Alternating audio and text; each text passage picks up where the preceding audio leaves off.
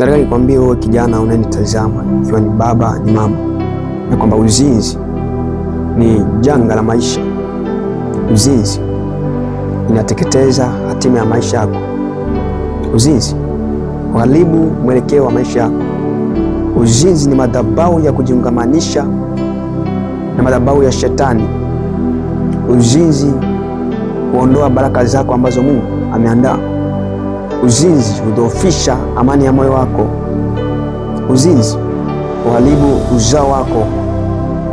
Uzinzi umewatenga watu mbali na Mungu, hata Mungu asiweze kusikiliza maombi yao.